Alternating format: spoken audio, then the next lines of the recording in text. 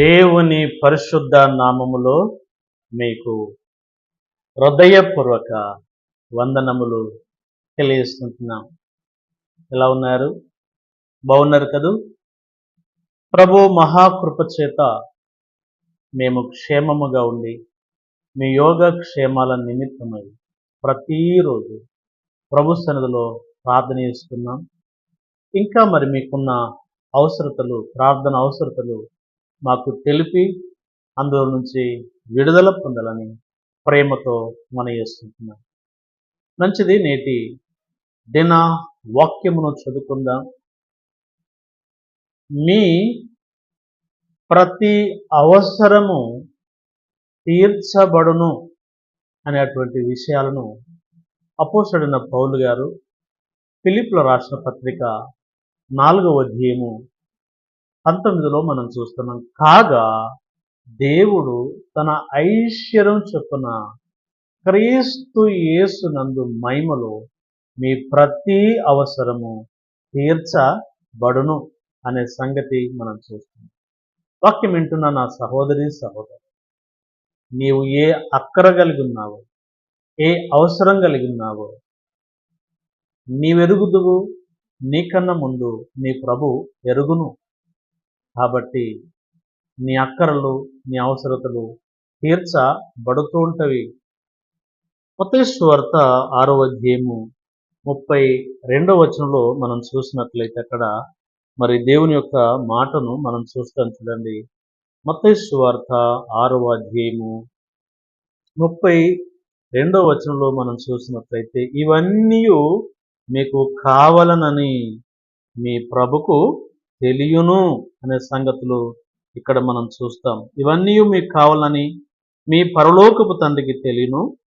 కాబట్టి మీరు ఆయన రాజ్యమును, ఆయన నీతిని మొదట వెదుకుడి, అప్పుడు అవన్నీ మీకు అనుగ్రహింపబడును. ఇవన్నీ అంటే వస్త్రాలు, ఆహారము, మనకున్న ప్రతి అవసరము, మనకున్నవన్నీ కావాలని మన పరలోకపు ప్రియ తండ్రికి తెలియను. అయితే అవన్నీ మనకు తీర్చబడాలంటే మొదట ఆయన నీతిని, ఆయన రాజ్యమును మనం వెతకాలని లేఖన భాగంలో మనం చూస్తాం. కానాను విందులో ద్రాక్షారసం అయిపోగా, యోహాను సువార్త 2వ అధ్యాయము 8-9 వచనాల వరకు మనం చూసినట్లయితే అద్భుతంగా ఆ విందులో మరి ఆ కొరతను తీర్చిన ప్రియాప్రభును అక్కడ మనం చూస్తున్నాం.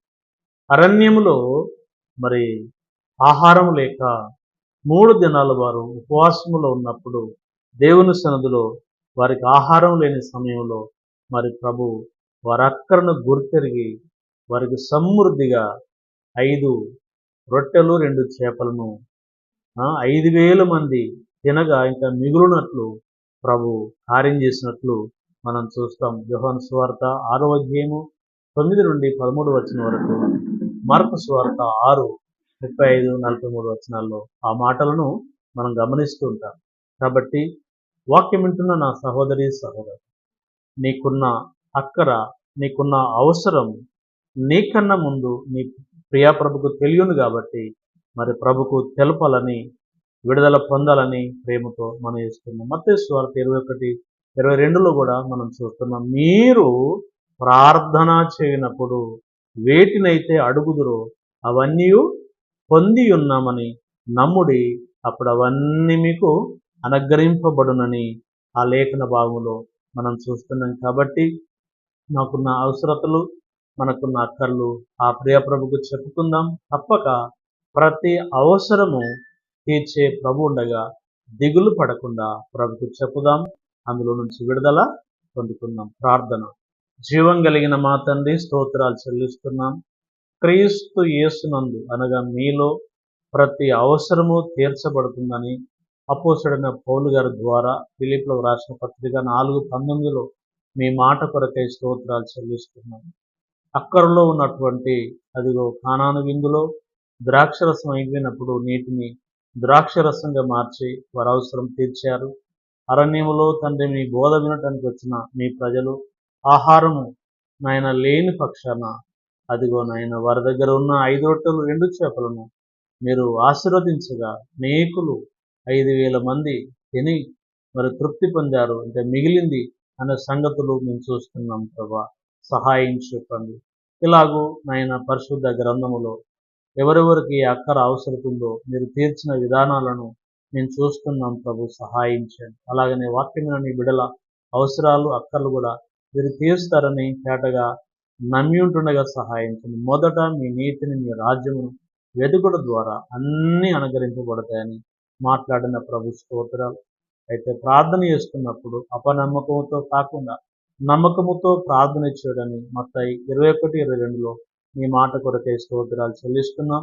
నివిడలు నమ్మకంగా నిజంగా వారికి ఉన్న నీడును గుర్తెరిగి మీ పాద సన్నిధిలో చెప్పుకొని అందులో నుంచి విడుదల విముక్తి పొందినట్లు మీ కార్యం చేయమని అడుగుతున్నాం ప్రభు. సహాయం చేయండి. ప్రతి అవసరము నీ బిడ్డలకు తీర్చి మహిమ పొందమని అడుగుతున్నాం. అనారోగ్య పరిస్థితులు ఎవరైనా ఉన్నట్లయితే దయ పాలించండి. మంచి ఆరోగ్యంతో నింపి మహిమ ఘనత ప్రభావాలు పొందుతున్నాను. హృదయంలో నెమ్మది లేక శాంతి లేకున్నటువంటి వారిని దర్శించి శాంతి సమాధానమును నెమ్మదిని అనుగ్రహించి మహిమ పొందమని నమ్మకమైన మా రక్షకుడు విమోచకుడు యేసు ప్రభు సర్వశక్తి కలిగిన నామములు వేడుకొనుచుంటున్నాము తండ్రి.